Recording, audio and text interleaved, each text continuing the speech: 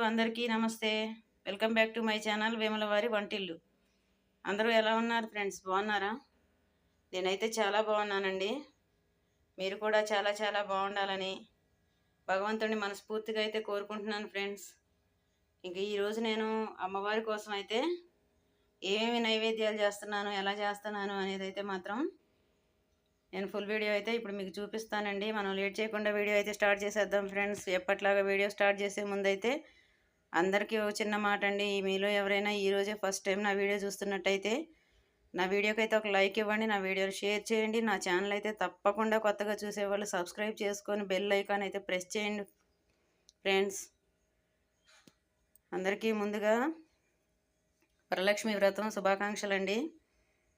ఇంక ఈరోజు నేను చేసిన ఐటమ్స్ వచ్చేసి దద్దోజనం, పూర్ణాలు, మినపవడలు, పరమాన్నం, చింతపండు పులిహోర, తెల్లన్నం, వడపప్పు, శనగలు, చలిమిడి, 5 రకాల ఫ్రూట్స్ అండి. అమ్మవారికి నేను నైవేద్యం పెట్టింది. ఇంకా ఇవన్నీ నేను ఇప్పుడు ఎలా చేశాను ఏంటి అనేది అయితే ఫుల్ వీడియో అయితే స్టార్ట్ చేసేద్దామండి. లేట్ చేయకుండా వీడియోలోకి అయితే వెళ్ళిపోదాం. నేను ముందుగా అయితే ముందు రోజున అయితే పప్పు నానబెట్టేసుకొని ఫస్ట్ అయితే పప్పు కడిగి బుట్టకేసేసుకున్నానండి ఫస్ట్. ఇప్పుడు దీన్ని రుబ్బుకుందాం. ఈలోగా రైస్ రెడీ చేసేసుకుంటున్నానండి పులిహోరకి. మనం రైస్ ఒకటి రెడీ చేసేసుకుంటే పులిహోర, దద్దోజనం, పరమాన్నం అన్నీ చేసుకోవడానికి అయితే మనకు ఈజీగా ఉంటుంది ప్రసాదాలు చేసుకోవడానికి. అందుకని చెప్పేసి నేనైతే రైస్ అయితే పొయ్యి మీద పెట్టేశాను. ఓకే అండి, మనకు రైస్ చల్లారేలోగా మనం గారెలు అయితే వేసేసుకుందాం ఫ్రెండ్స్. అది పులిహోరకి రైస్ కొంచెం చల్లారాలి కదండి. ఈలోగా గారెలు అయితే వేసుకుందాం. ఓకే అండి, ఇక్కడైతే మనకు ఆయిల్ అయితే హీట్ అవుతుంది ఫ్రెండ్స్ గారెలు వేసుకోవడానికి. ఇప్పుడు నేను ఇంకో స్టవ్ వెలిగించి దీని మీద పరమాన్నానికి పాలు అయితే పెట్టేసుకున్నానండి. మనకి ఇంకా ఒకసారితోటి రెండుతో ఇప్పుడు మనం ఇది కొంచెం హీట్ అయితే గారెలు అయితే వేసేసుకుందాం. మనకు ఆయిల్ అయితే హీట్ ఎక్కింది ఫ్రెండ్స్. ఇప్పుడు ఫస్ట్ గారెలు అయితే వేసుకుందామండి.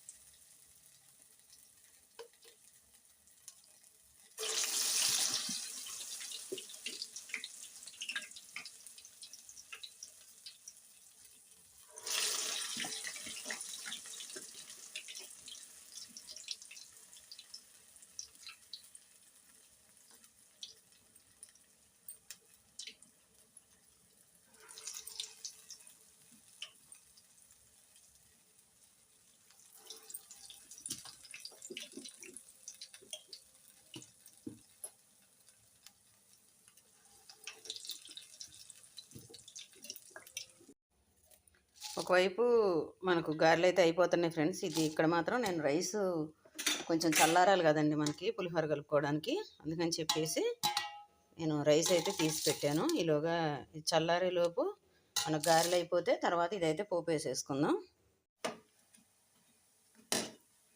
గారెలు అయితే ఒక పక్క కాలేయండి. ఇప్పుడు నేను వీటిని తిప్పుకుంటున్నాను.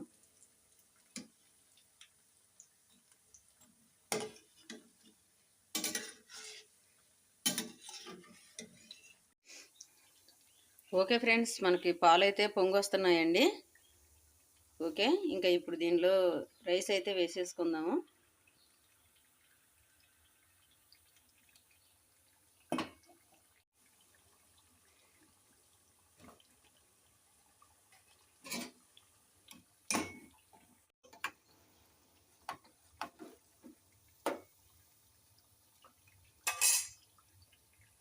గారెలు ఎంతవరకు వచ్చాయి చూద్దాం ఫ్రెండ్.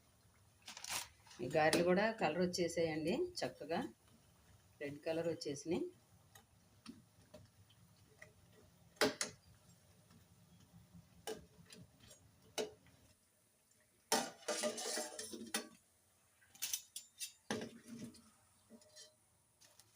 ఇప్పుడు మనం వేరే వండి పెట్టుకొని పులిహోరకి అయితే పోపేసేసుకుందాం ఫ్రెండ్స్.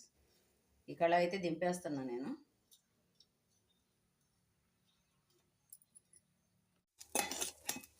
ఇక్కడ మనం దద్దోజనం కోసం నేను వేడివేడి అన్నం అయితే తీసుకొని కొంచెం ఉప్పు వేసి ఇందులో కొద్దిగా పాలు వేసి దీన్ని అయితే మెత్తగా మెతుక్కున్నానండి. ఇప్పుడు దీనిలో పెరుగు కలిపి పోపు అయితే పెట్టేసుకుందాం. ఓకే అండి, ఇప్పుడు మనం పులిహోరకి పోపు అయితే వేసేసుకుందాం ఫ్రెండ్స్. కళాయి పెట్టి ఆయిల్ వేసుకున్నానండి. ఇందులో పల్లీలు వేస్తున్నా,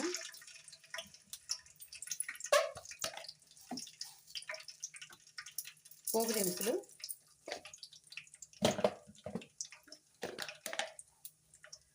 జీలకర్ర, పసుపు, సాల్ట్ రైస్కి సరిపడా, 3 ఎండుమిర్చి పచ్చిమిర్చి అండి, ఒక 5 ఎండుమిర్చి,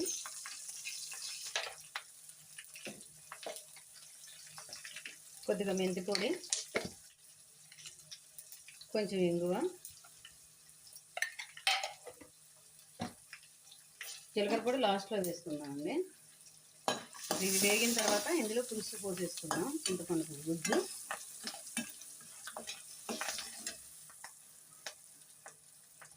కరివేపాకు అండి,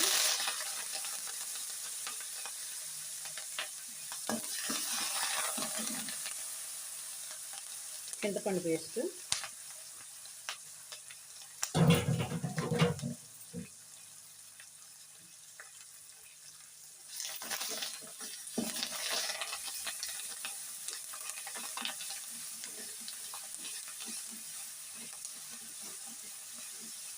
ఈ చింతపండు పేస్ట్ కొంచెం ఆయిల్లో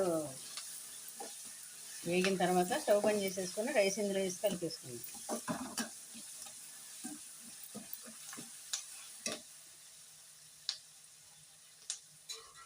ఓకే ఫ్రెండ్స్, మనకు చింతపండు పులుసు అయితే ఇది అయిపోయిందండి, మొత్తం కలిసిపోయింది. ఇప్పుడు రైస్ వేసుకొని కలిపేసుకుందాం. మన పులిహోర కూడా రెడీ అయిపోయినట్టే.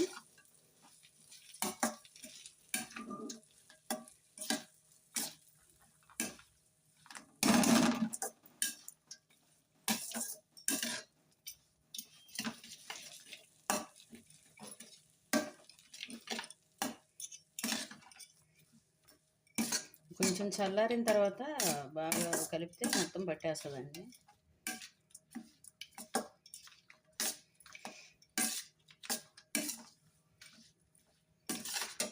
ఇప్పుడు కొద్దిగంత జీలకర్ర పొడి వేసుకొని ఇంకా మనం దద్దోజనానికి పోపేసేసుకుంటే ఇంకా మన వంటలు మొత్తం రెడీ అయిపోయినట్టే ఫ్రెండ్స్. ఇంకా పూజకి అయితే రెడీ చేసేసుకోవచ్చు. ఇప్పుడు నేను దద్దోజనానికి అయితే పోపు వేసుకుంటానండి. ఓకే ఫ్రెండ్స్, మనకి ప్రసాదాలు అయితే రెడీ అయిపోయాయండి. నేను ఏమేమి ప్రసాదాలు చేసేది అనేది అయితే మాత్రం ఇప్పుడు చూపిస్తాను.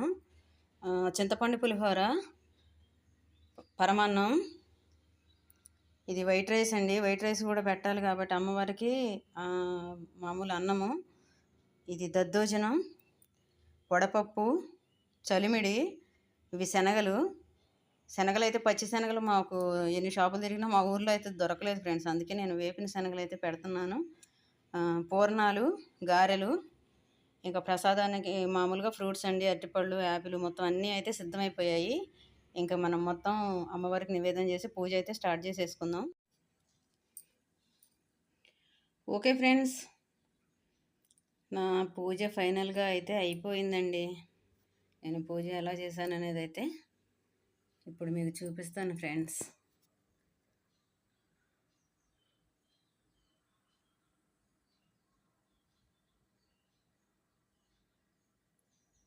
నాకైతే ఎవ్వరూ హెల్ప్ చేసేవాళ్ళు లేరు ఫ్రెండ్స్. మా పాప అయితే అత్తగారింటి దగ్గర ఉంది. నేను ఒక్కదాన్నే తెల్లవారుజాము నుండి నాకు వచ్చినంతలో నాకున్నంతలో నేనైతే మాత్రం అమ్మవారిని అయితే ఇలా తయారు చేసుకొని నైవేద్యాలన్నీ తయారు చేసి ఫైనల్లీ పూజ అయితే సక్సెస్ఫుల్గా అయితే చేసేసాను ఫ్రెండ్స్.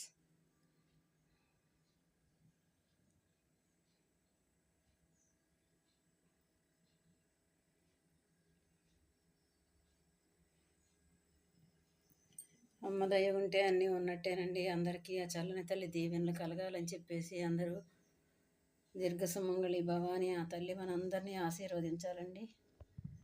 అందరూ బాగుండాలి, అందులో మనం ఉండాలి ఫ్రెండ్స్. ఎప్పుడైనా సరే మనం అలా కోరుకుంటే భగవంతుడు కూడా మనకు అండగానే ఉంటాడు అనేది అయితే నేను నమ్ముతానండి.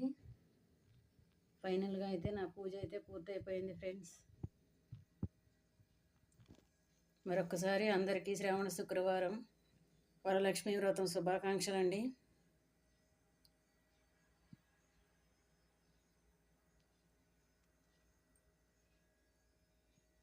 నేను చీర, గాజులు, పసుపు, కుంకుమ అన్నీ ప్రతిదీ కూడా ఏది ఉన్నంతవరకు అయితే మాత్రం తక్కువ కాకుండా అయితే ఆ తల్లికైతే సమర్పించుకున్నాను ఫ్రెండ్స్.